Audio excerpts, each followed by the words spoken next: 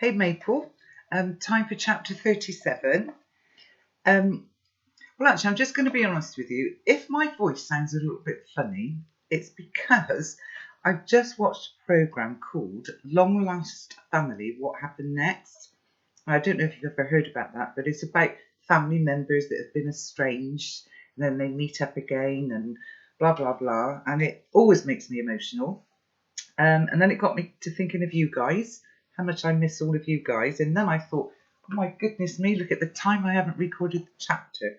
So I'll just clear my throat and off we go, chapter 37. So Grandpa Byron's book, tough going, that's for sure, but pretty cool all the same.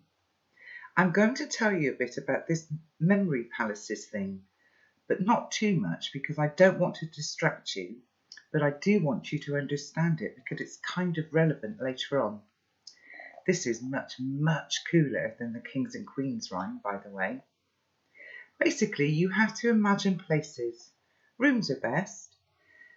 Rooms that you're familiar with, and then make all sorts of crazy images in your head that link together the things in the room with the things that you want to remember. For example, if you want to remember 3 random items, say a chimpanzee, a tractor and some chewing gum, then first imagine you're standing on your doorstep and walking into your house. The first mental image you make is of your front door. You're about to go in when a chimpanzee's arm shoots out of the letterbox and grabs you. It's a huge, hairy, smelly arm and you're wrestling with it. But that's the point, by the way. You've got to make it a really vivid mental image. Something boring just doesn't stick in your head. Now, assuming you've overcome the imaginary chimp attack, you're through the front door and what do you come across next? In my house, it's the doormat. Except in my imagination, the doormat has now transformed into a mini field.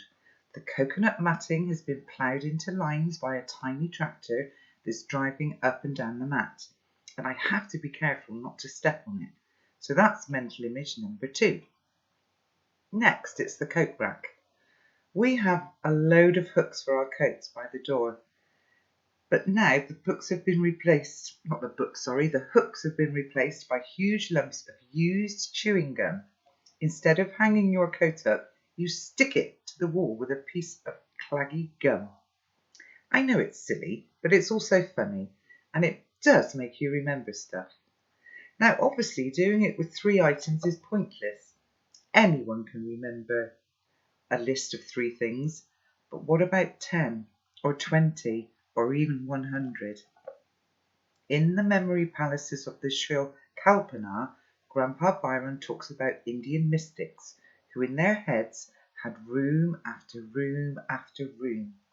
And these rooms would have doors off them leading to other rooms, and gardens and antechambers and forests, so that they could store and memorize anything they wanted, all with this crazy imaginary pictures.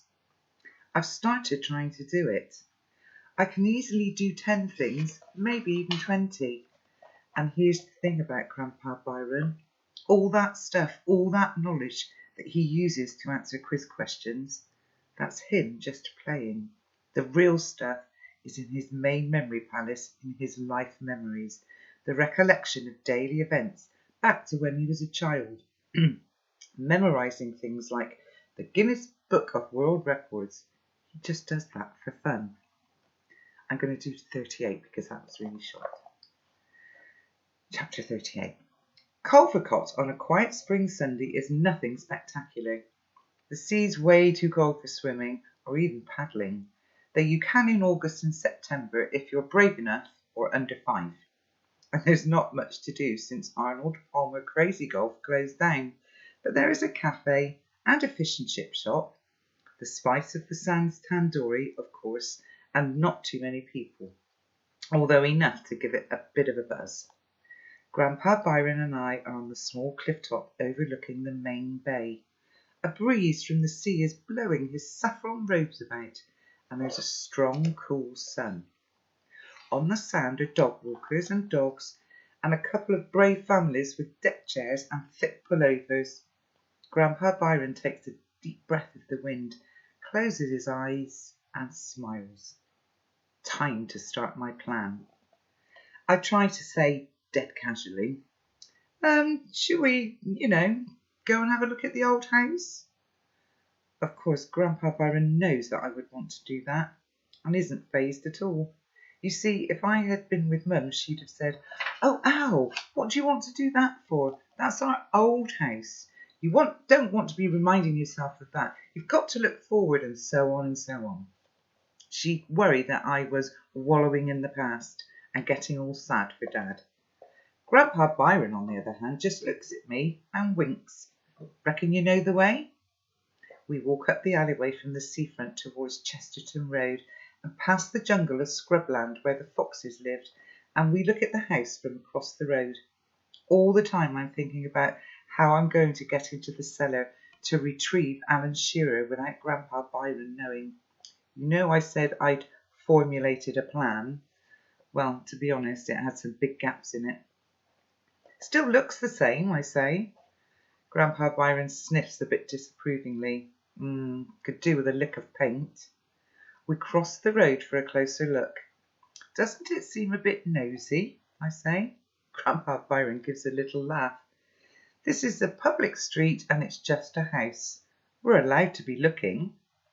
Just then a lady comes out from the front door and I tug at Grandpa Byron's sleeve. "Come on," I say urgently. Well, that really would look suspicious, wouldn't it? As if we're going to break in just to say hello. And true to his word, he calls a hearty, "Good morning, madam," straight towards the lady. She looks at Grandpa Byron in his robes and me in my jeans and says, "Good morning," a bit warily. "My grandson used to live in this house. He wanted to see it again." She relaxes and smiles. "Oh, yes, I remember you. My, haven't you grown? How are you?" "Fine, thanks." And I smile, a polite smile.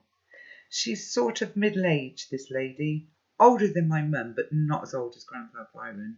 And she's got short greyish hair and glasses like a teacher. Gosh, is that what all teachers look like? She looks back at the house and pulls a face. "We haven't done much to it since we bought it," she says. "It's still exactly the same, but all that's going to change." "Oh, yes."